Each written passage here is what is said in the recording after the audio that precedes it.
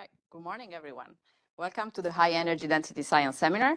I'm Federica Gopari, and I'm pleased to introduce our speaker today, our very own Dr. Frank Graziani from Lawrence Livermore.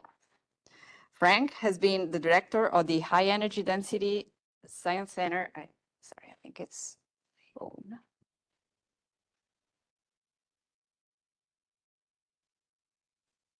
Sorry about that. Frank has been the director of the High Energy Density Science for since 2016. He started at Lawrence Livermore 36 years ago this week, and he did 2 postdocs in particle physics and cosmology before coming to Livermore. He has had various positions at the laboratory, first as a computational physicist for various design codes, then as a project leader for the validation and verification program. Frank then spent almost a decade as Livermore lead for the National Boost Initiative. At the same time, he was both the Associate Division Leader for Computational Physics in the Weapons Program and the PI for 2 LDRD strategic initiatives that developed a molecular dynamics capability for simulating the microphysics of HED plasmas. Recently, besides being the center director, Frank has been working with colleagues at Livermore and the Laboratory for Physical Sciences on developing quantum algorithms for HED applications. Frank is a co-PI on a recently funded Office of Science proposal whose purpose is to develop quantum algorithms for solving mix and turbulence in HED plasmas. Frank feels fortunate to have worked and learned from so many talented scientists over his 40+ years in physics. Today, Frank's talk is the High Energy Density Science Center FY25 year in review. And before we start, I want to remind everybody that this talk is being recorded. If you're not comfortable with that, feel free to leave the meeting. Also, this is an unclassified meeting open to external participants, so please be aware of export control issues. In-person participants, please wait until after the talk before asking questions so that I can pass the microphone to you and online folks can hear you. And if you are online, feel free to type your questions in the chat and I will read them for you at the end. And with that, I hope you'll enjoy today's talk. Frank, take it away. Thank you, Federica. Good morning to everybody, good afternoon, and good evening wherever you are. This is an annual tradition, which is I will be discussing the progress of the center over the last fiscal year. Let me just say it's been an exciting year.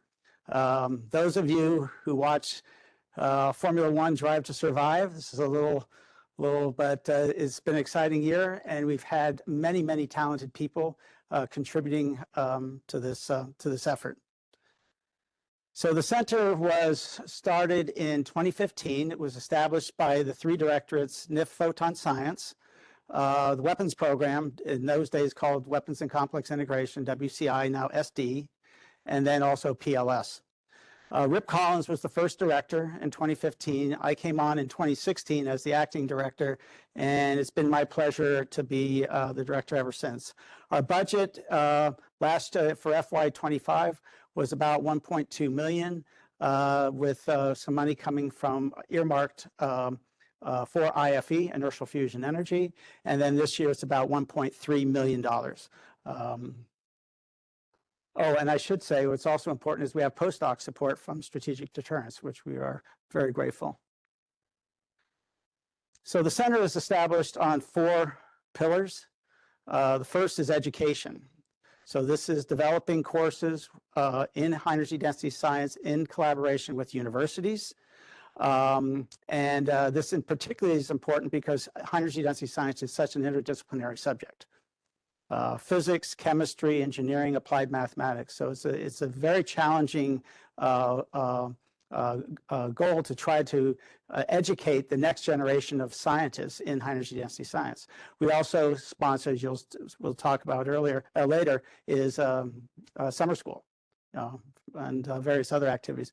We also have a second bridge, which is the bridge to the high energy density science community. So this is the workshops, seminars, any type of outreach activities where we here at Livermore are reaching out to our academic partners. The third pillar is enabling research in relevant areas. So this is making that connection in research between what's going on in the outside and what's going on in the inside at the laboratory. But I should make it very clear that the High Energy Density Science Center per se is not a research institution. Our dollars are not to be used for research. It's for education, training, and outreach. The only difference is, the only caveat is our postdocs. Our postdocs, we receive money from the program for SD for doing research. And then finally, bridge to the programs. So this is workforce development.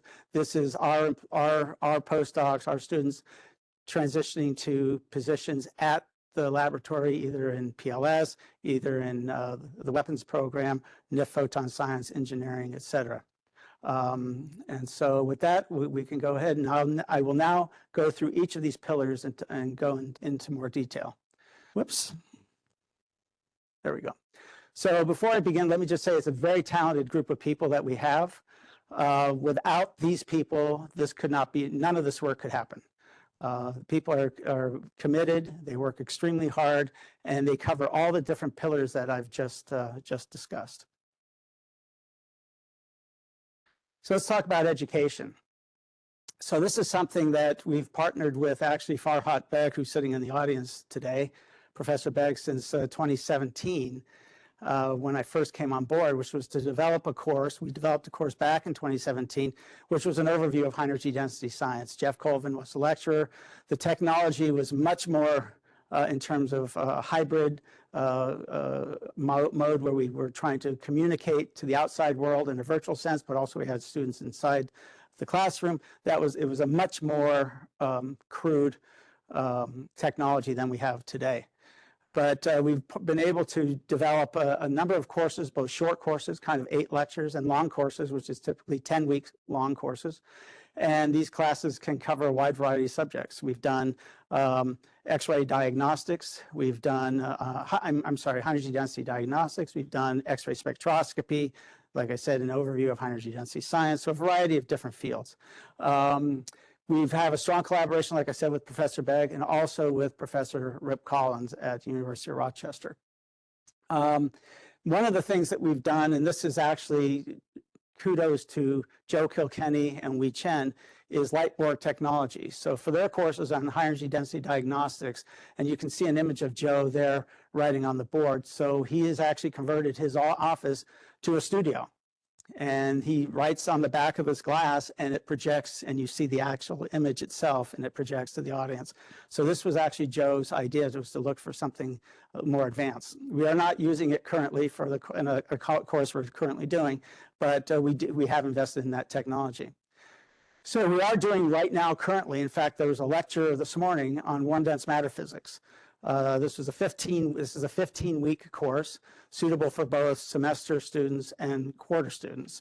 This was an outcome of a sabbatical by Ivan Olenek, where we discussed the curriculum for warm dense matter physics. Professor Beg was involved in this, Sebastian Hamel and Federica Capari. We are now, like I said, in the process of that course. We are doing also now a book with Springer. So after the course winds up in the middle of December, we will do we'll be writing a book with all the lecturers as authors. So here is actually the syllabus. And so it's a course that's suitable for advanced undergraduates and beginning graduate students in both engineering, physics, chemistry, applied mathematics. We're trying to make the course content conceptual in nature. And the only assumption is the freshman physics and calculus. That's the only assumption.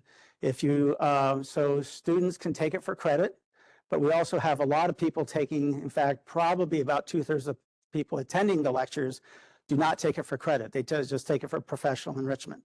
So it's just people attending it, like, PhD scientist sitting somewhere in his office or her office just wants to learn something more about warm dense matter physics. But we have a wonderful, talented group of lecturers at the national laboratories and in universities also who are contributing. John Eggert, who's sitting in the back of the room, just gave a wonderful lecture yesterday, and I think today too, John. I think you gave your last one today, so I was not able to attend it. So, but anyway, if you're interested in actually catching the lectures, the remaining lectures, or if you're interested in watching the videos, just send an email to Jessica Carlton or me, and we can get you registered. There's no money, there's no hassle, we just need your email address. Let's see here. So the other part of our important aspect of education, of course, is our students. So we have a growing internship program at the center.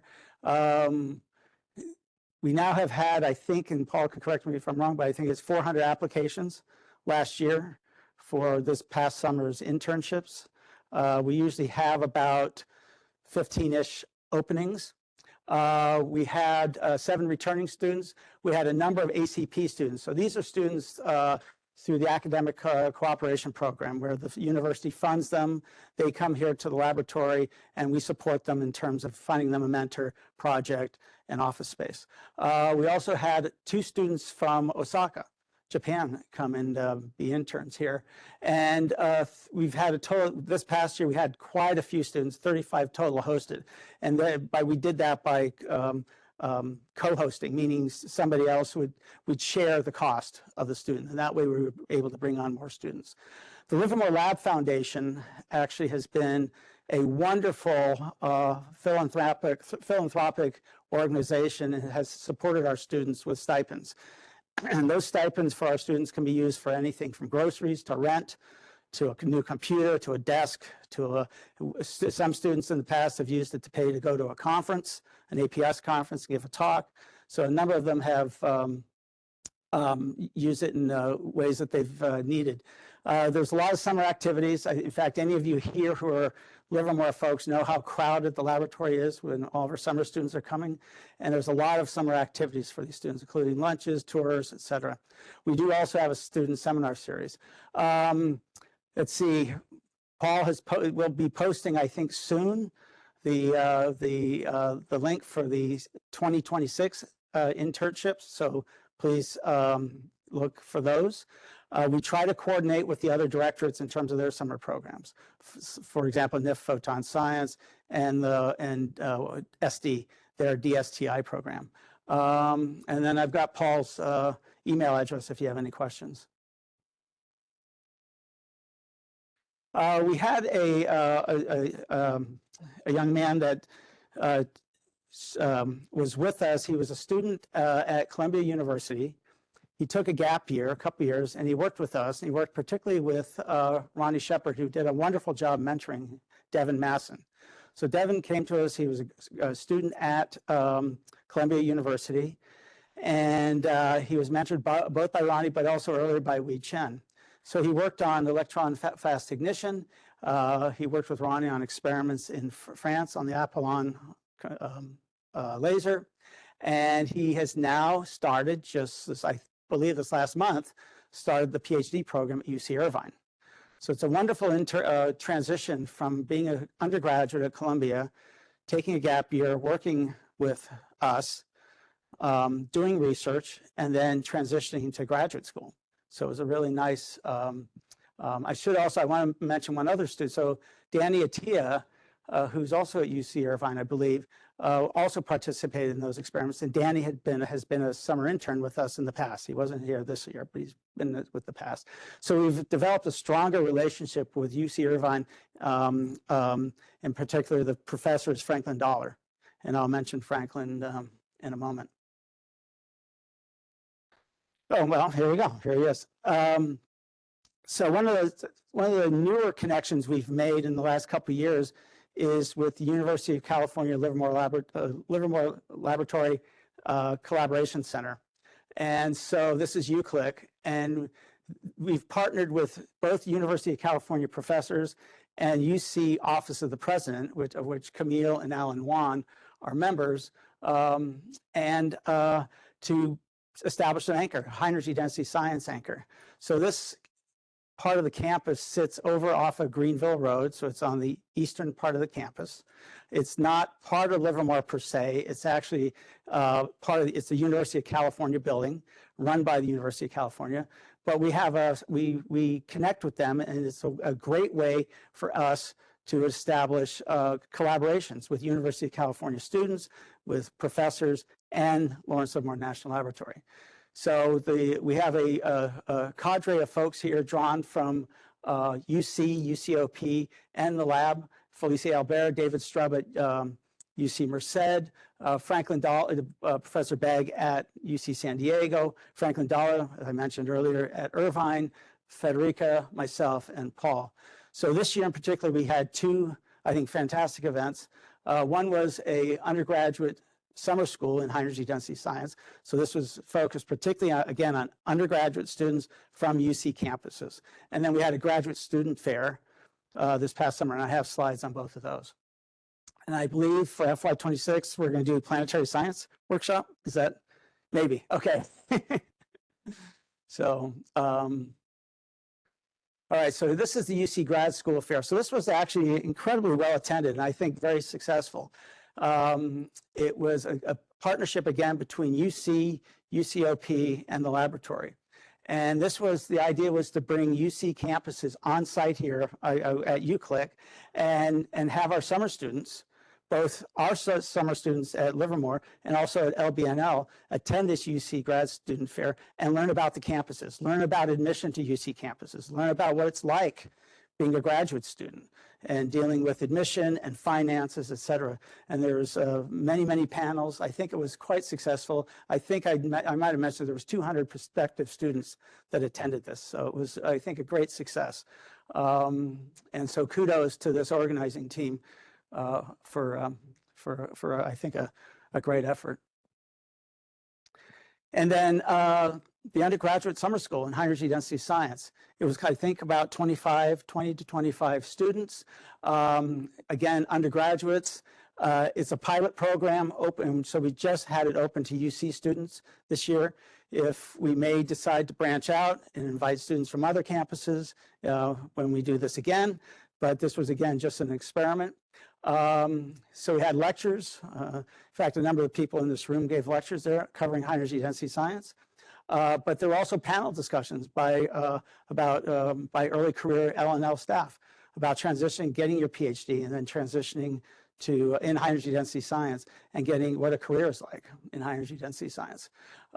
We also had tours, of course, and I think it was quite a fun experience for them with both hands-on tours and lectures. And of course, I think it drew a lot of interest in terms of the internship programs for these students. So again, this was something that was both Federica and Franklin led. So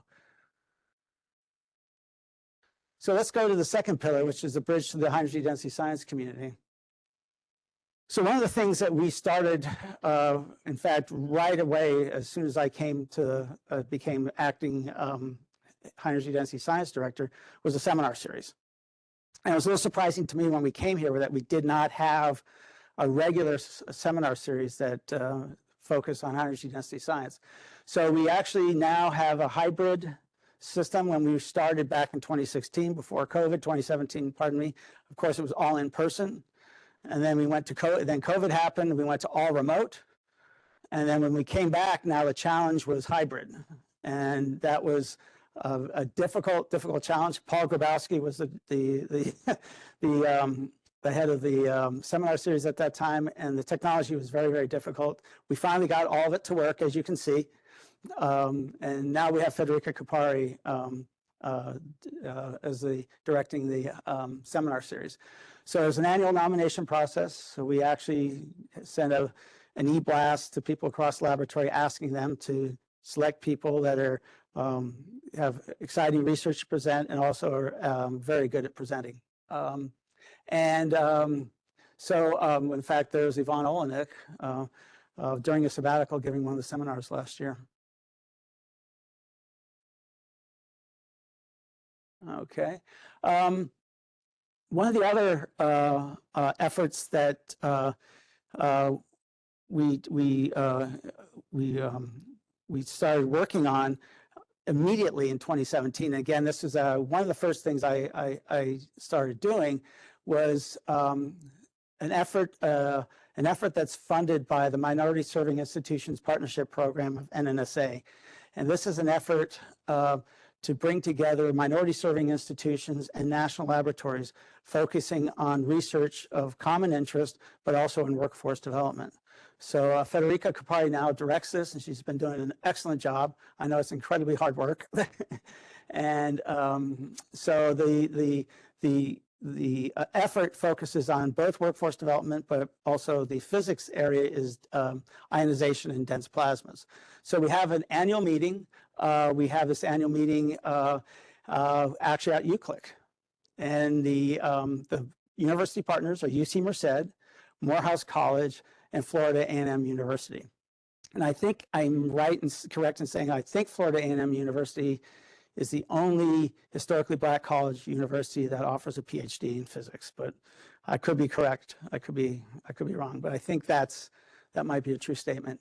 We had a pilot program this year where John Eggert went out to Morehouse College and met with students and faculty and gave a presentation. So the workshop, in fact, happens about, I think, August every year, and both faculty and students present their work. And so we have every student that's funded through this Minority Serving Institution Partnership Program. Every single student has to give a talk. All right. So and I should have said that the name of this it's the Consortium for High Energy Density Science, so CHEDS, and you see it up in the upper right-hand corner. Right now, I believe Dorian Moore, who's a graduate student at Florida A&M University, is in residence with us right now, and he's being mentored by Ronnie Shepard. I will say we have 3 PhD students in residence. Typically we have about 9 or 10 summer students, interns, and I'll mention them in a minute. One of our students, one of our interns in the past from Florida A&M University, actually received his PhD. He was an intern at Jerry Clark, and he's now working at Pacific Fusion as a PhD physicist. And so the other item in terms of bridge to the community that I think has been very important is Federica has been very successful in getting a mini grant for university outreach. So this is a way of us going out to the universities and talking about not only high energy density science, but talking about Livermore. Because not the national laboratories in general, not that many people know about the national laboratories. So Federica had visited Professor K.T. Ramesh at Johns Hopkins, given a seminar, again, talked to students and faculty. And then Veronica Cruz went to UC Merced to discuss high energy density science and meet with the students. So one of the efforts that is relatively new to the center, probably about a year or two old, is inertial fusion energy. So Patrick Poole last year worked with us, and he worked with us in developing a program on education, workforce development for undergraduates and graduate students in inertial fusion energy. So he's participated in kind of a spectrum of outreach activities. One is K through 12, a teacher research academy. And if you look closely, that's Patrick standing there, basically giving lectures to teachers, talking about new technology and new research and how they can use that in the classroom. Patrick and IFE participated in the graduate student fair, which I talked about just a minute ago, and just general public lectures. So in 2024, when Patrick started working with us, he hired 4 students. Again, these students, graduate students, undergraduates, focus on research and IFE. This past year, he had 14 students. The students participated in seminars, tours. There was a group of them, I think 8 attended in-person research colloquium in Washington, D.C. and presented their work. So you see a group of the students here giving their posters. So I think Patrick has taken the lead from what we've done in the center in terms of education. And he's developed he's worked with various professors and universities, and some of them I've listed there, in developing a fusion, Starfire fusion course. And this is focusing on inertial fusion energy. It's dealing with things like power extraction, delivery to the grid, fusion reactions, the idea of the energy landscape. So it's a much more applied, focused engineering coupled with the physics course. There's an IFE summer school hosted at UCLA in even years. And of course, Professor Bag Farhat at UC San Diego has his high energy density science course. So they alternate. Patrick said there's also opportunities for Livermore employees to engage academia in IFE. So that could be dual appointments. So there's possibilities now in terms of adjunct professorships at various universities. There's education opportunities through things like the Starfire and also going out and recruiting. So if you're interested, please reach out to Patrick. Okay, so let's talk about now the collaborations that are important. So this is pillar 3. So one of the things I want to point out is the website. So the website is I think an extremely useful resource. We are continually working on it. Videos, even though we're behind, I think the videos for the seminar series are posted, but there's a lot of other types of information where you can somebody can click on the link and look at what type of research is being done at the laboratory in high energy density science and who the points of contact are for that. There's links to internship and postdoc fellow opportunities. Our high energy density science fellow, for example, and I'll talk about that in a moment. So we have a number of people that have been working on this website, and in fact, we'll be improving it in the next couple of weeks also. So mini sabbatical. So the center, has actually benefited quite a bit from the mini sabbatical program. So the mini sabbatical program is for university professors to come here for 8, 10, 12 weeks and to develop new courses, to give a series of talks. It's not for research. It's particularly for, again, education, outreach, and training. These mini sabbaticals are supported by the director's office, Eric Schwegler's office in particular. We've been very successful, I think, in having a number of mini sabbatical attendees. I think Farhad Beg was, our first. And then we've had Nuno Loureiro from MIT, who came to us and worked and gave a series of lectures on quantum computing and plasma physics. Ivan Olenik was here last year, and this is where he worked with us, with Federica, myself, Sebastian, and Farhad on developing a course on warm dense matter physics. We also, just earlier this year, we had Martin Richardson, who I think was here this past week, actually, visiting the laboratory. And his particular interest was history of laser fusion, optics, et cetera. So this was a partnership, a mini sabbatical we shared with NIF, Photon Science. And we also have, of course, partnerships with our academic colleagues. With the Center for Materials and Extreme Conditions at UC San Diego. This is where we first started doing high energy density science development. We've helped support experiments done at JLF. We also support a number of students doing high pressure research at Berkeley. Mercedes Vasquez, who's a member of Raymond Jean Lowe's group, came to us first as an undergraduate student at Cal Poly San Luis Obispo. She's now almost done with getting her PhD. At Berkeley, and then Tanya is now a member of the Burkhard Miller's group, and we support them in terms of sometimes internships, sometimes getting them access to the Livermore computing resources. We've had over a decade before I came on board. The national laboratories, Livermore, Los Alamos, and Santia, we've had over a decade relationship with Israel and collaboration with Israel in areas of high pressure for high energy density science under high pressure materials, radiation hydrodynamics, mix, that type of thing. We had a summer school back in 2023. I talked about this last year in Jerusalem. And so we had all 3 laboratories participate. We had Israel's laboratories participate, and we had a mix of Israeli students and US students in the summer school. So I think it was a lot of fun to participate. In 2024, we held a joint workshop at Sandia talking about research efforts that we want to pursue. And again, those research efforts are focused on high pressure materials, hydrodynamics, radiation, and diagnostics. Those are the areas that we focus on in particular. So what came out of that were 5 white papers. If you're interested in knowing what's in those 5 white papers covering these various areas, please contact me. I can send those to you.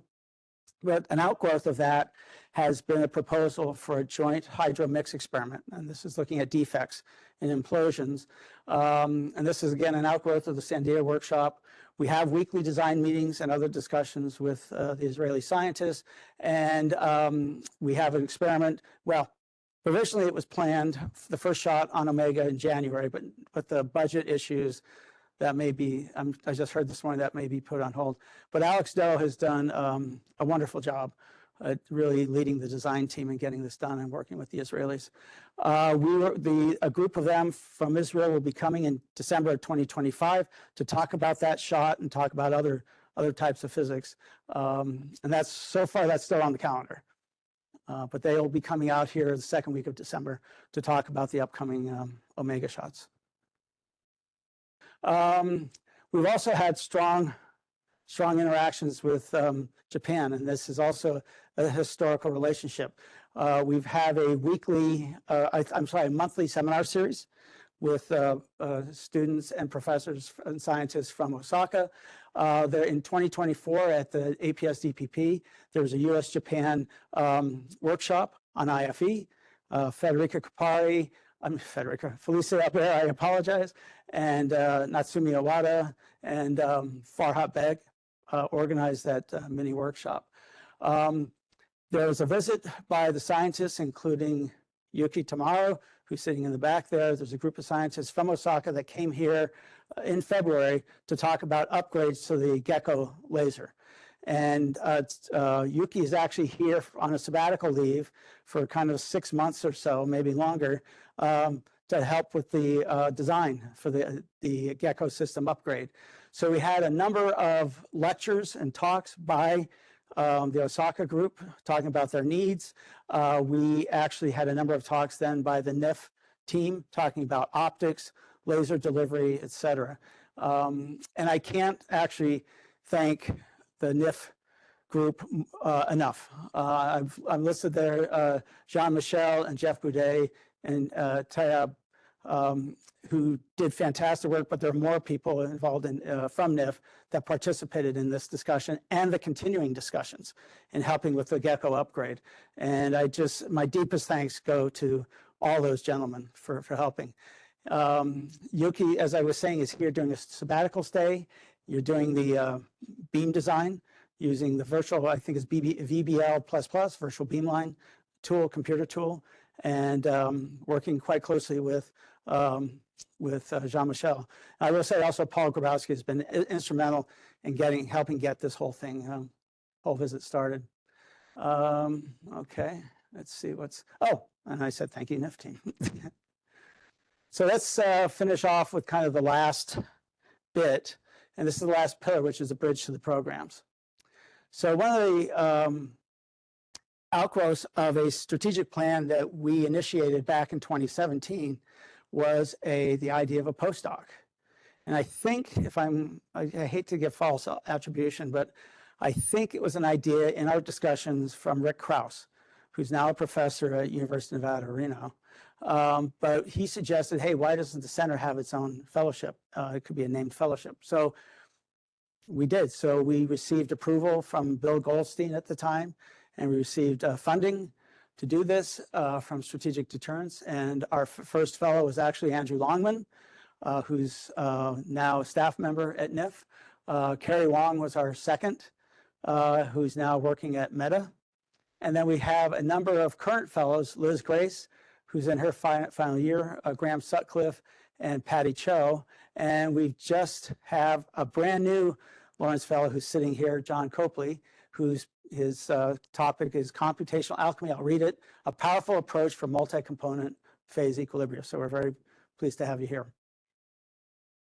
I want to also thank the fellowship committee. The new fellowship committee, I think, is starting, has just met. This is a lot of work from these for these people. It is drawn from the 3 directorates that basically help support the center in some ways. So again, the weapons program, PLS, and NIF. And speaking to the success of the postdoc program, you see that we have, with a little blip, we have a growing number of applicants for the effort.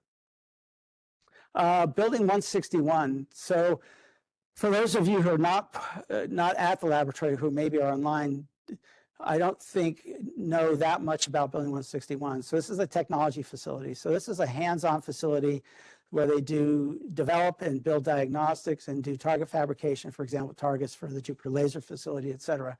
So we actually help support the director of that center.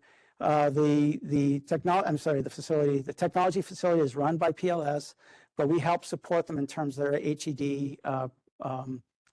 HED work, and particularly things like procurements. We helped with getting 3D printers for target fabrication.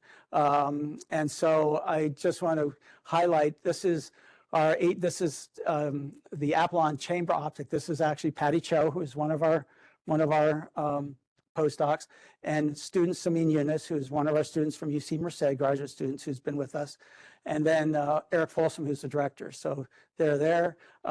Here's Danny Attia, who's again one of our past interns, graduate student at UC Irvine, again doing diagnostic alignments at Apollon. And then here Xavier Foster. This is he's doing high repetition target delivery experiments. Xavier is one of our students from Morehouse College, which was part of CFEDS. And let me say here, I want to just throw in a little bit of an advertisement for SD, Strategic Deterrence, the weapons program.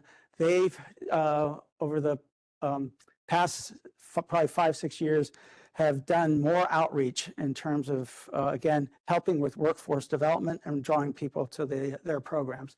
So they have a very strong university relations program called ACT, or ACT UP, which is Academic Collaboration Teams. This is where a university professor pairs up with somebody at the laboratory, in particular in strategic deterrence, and they write a proposal together. And that proposal, if successful, is funded by strategic deterrence. Felicia Albert and myself have both been recipients of such an ACT UP proposal, so you don't have to be a member per se of the program, but it's a laboratory person and a university person that's doing research in HED relevant aligned with their mission. Let's see, what do I want to say here? Oh, and the last thing is Foster and Brown Fellows. So there's now, I think, 4 named fellows. So the Lawrence Fellow laboratory is broad. It covers every area of mission space of the laboratory: biology, high energy density science, computer science, quantum computing, whatever you want. There's the Fernbach Fellow, which is a named fellow, which is focused on computer science. There's a high energy density science fellow, and so hopefully we'll name that after somebody. Not the Frank Graziani Memorial Fellow, but we'll name it after somebody. And then the SD now, the last several years, has had the Foster and Brown Fellow. So I have sat on the committees for selection of both ACT UP and the Foster and Brown Fellows. And so it's been a great way of bringing more and more people into the laboratory. And okay, so strategic planning. So we did our last strategic planning in 2017, and that was supposed to be a 5-year plan. So if you count backwards, we're a little late.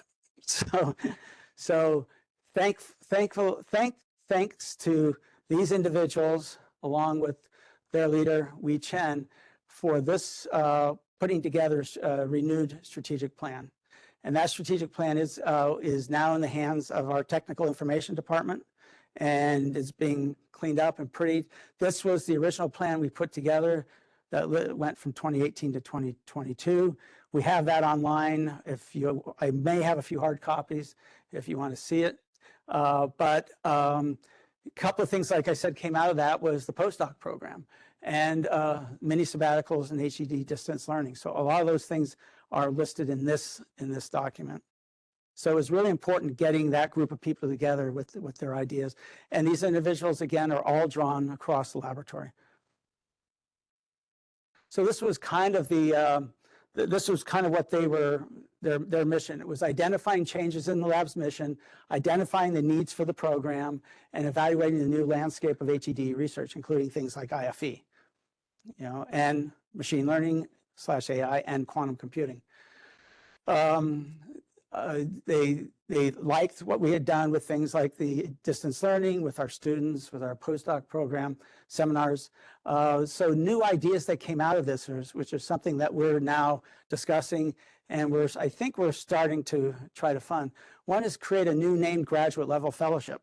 So this would be funding students, graduate students at their university to pursue research. So this again would be a different type of fellowship.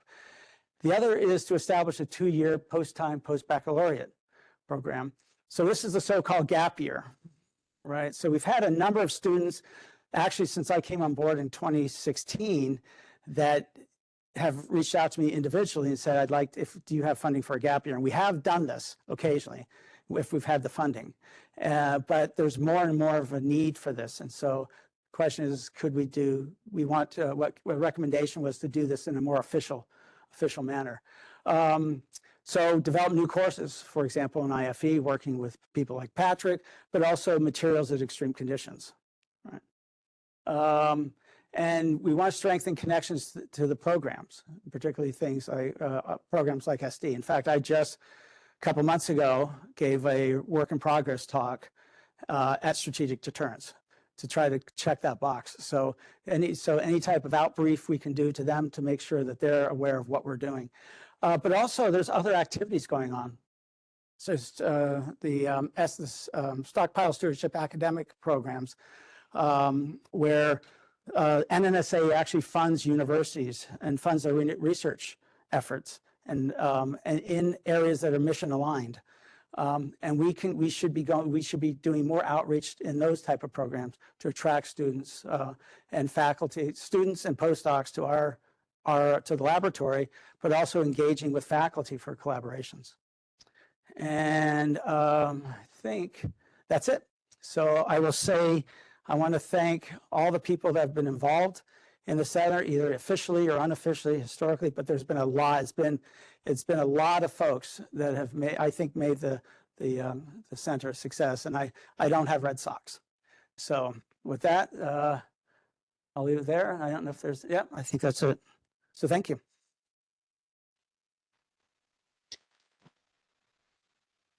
Thank you for the very nice overview. Oh, sure. Of the center.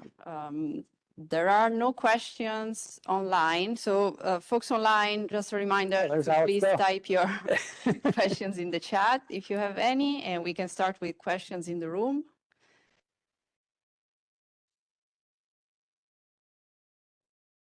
Yeah, nice presentation, Frank. Thank you. So we have very strong connections to the UC system. What about the Cal State system? I think that's a very good point. And I think that's something like I would love to see improved, and also community colleges, because I think I think there was an effort you did last year with Las Positas College, where students came out here to visit, and which was a great introduction for them, because when they're first year, second years at a community college, they're even in a more, I would say, tentative spot. They're not sure where they want to go, what they want to do, and certainly high energy density science is probably not on their radar. So I agree. I think we should do more, and I think we should do more with community colleges like what you did last year. Yeah. Thank you. We have a question online from Ivan Olinik. Oh. Excellent talk, Frank. Any statistics to demonstrate impact of the high energy density science in terms of higher students, postdocs? Yes, that's Sonia Latante, who's asked me that every time, just asked me that a couple months ago. So yeah, Ivan, that's something now that I'm done with this, but also after the warm dense matter course, I think I'll sit down and start putting those statistics together. We do have success stories with people like Jerry Clark. It's kind of, we're talking about a relatively short time frame of 5 years. So we have a number of undergraduates, for example, Isabella Martinez, who was a summer intern here, was at UC San Diego. Looks like she's going to be going to working with Aurora Program Jones in high energy density science, working with Aurora at UC Merced. And so I think so those kind of things we can point to. In terms of hiring, I think it's relatively limited right now. But those are statistics. I know Sonia's asked for them and so I need to do that. Thank you. Douglas says, wonderful talk and fantastic contribution to education and workforce training. Oh, thank you. So thank you. Fantastic presentation. So I would like to add State University, California State University campuses as well. So there are two things. One, I think it will be great if we send folks to give seminars at those places. And we are experimenting with high energy density physics course to bring senior undergrad students. So I think it will be good to advertise such courses in future for state universities as well. I think that's a great, I think that I agree. I couldn't agree more. I think that's exactly what we need to do. And I would throw in there K through 12 also. But I mean, we have to, but I agree. I think we absolutely need it to do it. Hey, Frank, really good stuff. Just want to follow up with that. It's just, I think this past month, Patrick and I went to Cal State Stanton's Fellow. Mhm. And then I think last week he went to Cal State, Sacramento State. So they have reached out like in applied physics and physics departments, really interested to find opportunities to engage, with undergraduate physics students. They don't know where to go. And Yeah. one thing that would be good to go would be go to grad school, especially these grad schools. So, and they're coming to NIF because that's maybe more digestible because all the exciting avenues we have in there. But it'd be good for us to link up so that, so that we can send them your way if that's interest. So they're super interested in having regular connections with them, sending staff to talk about career paths and any type of seminars that will relating to what the path forward is for undergraduate physics students. So I think it would be great to partner. Yeah, I agree. And I should say, this was my partner in crime and bringing Martin Richardson out here at the beginning of the year. He was here. Yeah, he just left today.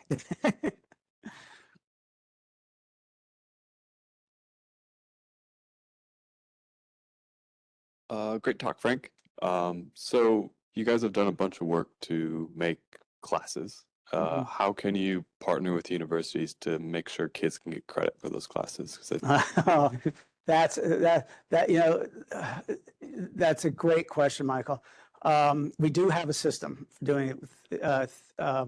It's not perfect. And this was actually when we did a workshop. How much time do I have? We did a workshop at UC San Diego where we brought a number of universities. Stanford, MIT was there, Florida A&M University was there, of course, UC San Diego. But the idea was, what does a curriculum in HED science look like, and how do we share courses? And so the biggest obstacle in some ways was, there were two. One was the semester to quarter, which I think we've solved with the swarm dense matter course. So if anybody's interested in how we did that, we can talk about it.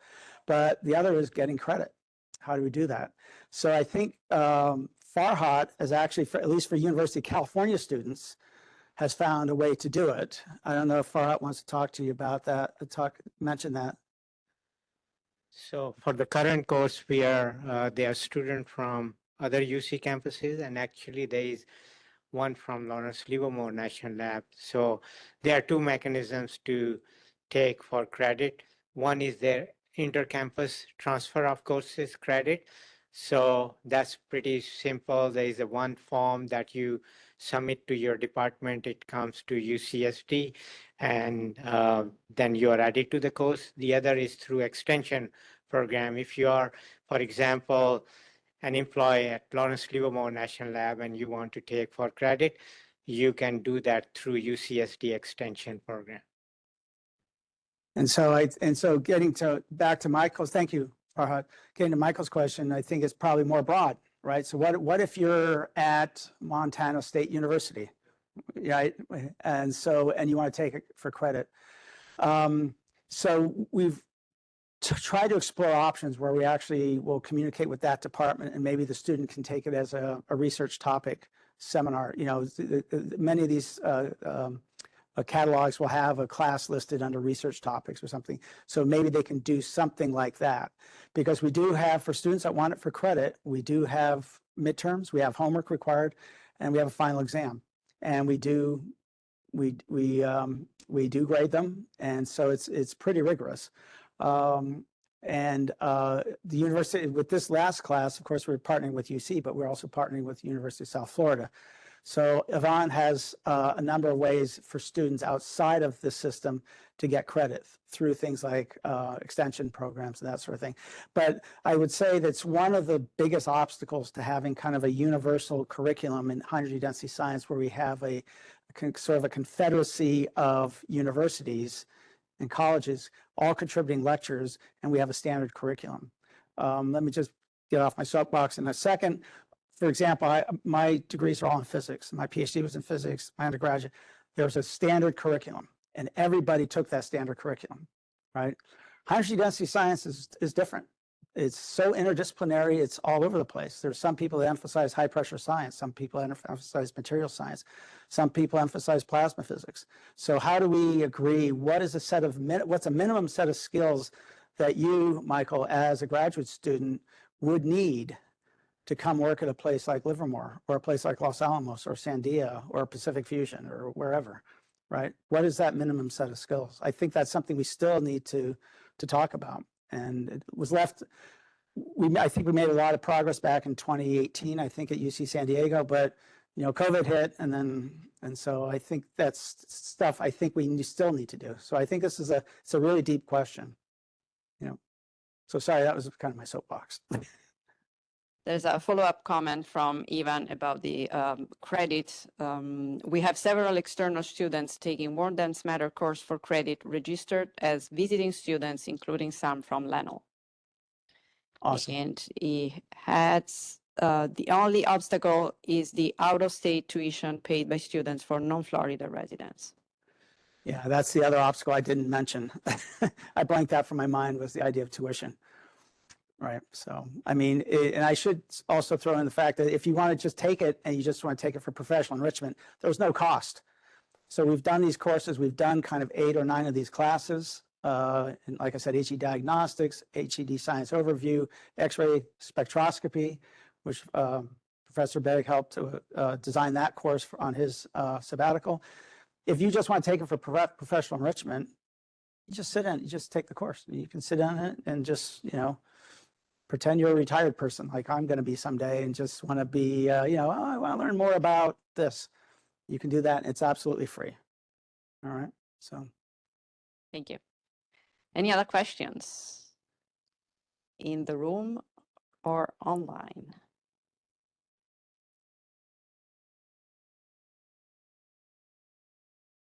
Well, if not, we can thank Frank again. Thank you. Thank you, everybody. And thank you, everybody, for joining today's seminar. I hope to see you next time.